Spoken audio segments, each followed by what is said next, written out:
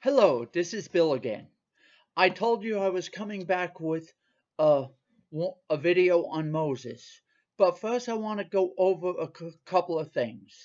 Constantine in 400 AD could not get unity within the Roman society, especially with the Christians. So he had a vision, supposedly, of the cross going before him, which is the white shield with the red cross on it, which the Knights Templars use. That was when he merged all the religions together into the Catholic Church. So you have to understand that he wrote the first Bible that we have, not the true Bible, but one that they controlled and manipulated, that we really have not been told yet.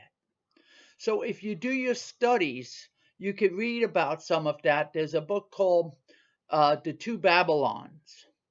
But that's where my information comes from. And I love the Lord. Christ is my Lord and Savior. And I also did not want to become a pastor because I could not preach sin consciousness. Because if Christ forgave all sin, then we should not dwell on sin, but dwell on the good things in life. So when Joseph died, the Egyptians saw that the Israelites had more children than they did, and they started fearing them. So the new Pharaoh kind of made them the slaves, that Joseph made all the Egyptian slaves to Pharaoh. So now everybody's slaves to Pharaoh except the priests and probably his officials. And it's funny because one of the things I'll get to is Moses sets up a priesthood. And Christ had all the problems with the priesthood. Nobody else. He never had a problem with the people. It was always the leaders, the Pharisees, the Sadducees, the priesthood. Because you'll even see, he says you added man's laws into what God, more than what God said in the New Testament. But you have to imagine, these people spent 400 years in slavery before the Exodus. Yet they must have all had houses because you could see that in the Passover meal. But that's why it was so hard for them to awake when Moses really set them free. But the thing was, Moses wasn't sure he wanted to do it, and he made excuses. So his brother Aaron became his spokesman because Moses didn't want to be the spokesman.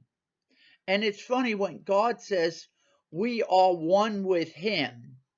And now in the Old Testament, they put one man in charge of the 6 million people coming out of Egypt.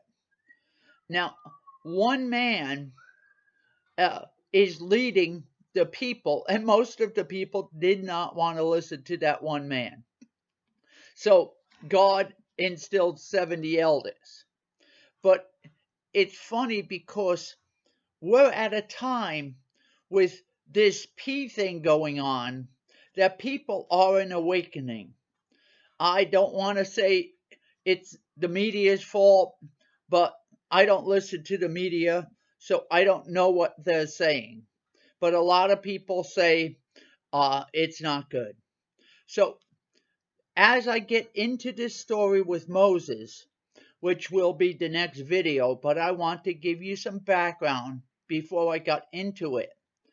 Moses was born and was raised in Pharaoh's house, just like Joseph was almost a Pharaoh. And they had all the Egyptian learning. Did Moses have to serve the Egyptian gods before he left Egypt? Before God awoke him? Before he realized that God had a different calling than he thought he was going to do as second in command of Pharaoh. Like he could have been the next Pharaoh, but there was problems there. And I'll go into that more in the next video. I hope you have a wonderful, blessed day. And just remember that the Bible has a lot of truths in it. But nobody points out some of the deception that was put into it. So that's what I'm trying to do for you. So again, look for yourself, read the stories, and check it out for yourself, because we don't have all the truths, because they say there's 770 something books in the Bible, and we've got 66. So how much truth do we not know? Well, have a great day again. Bye.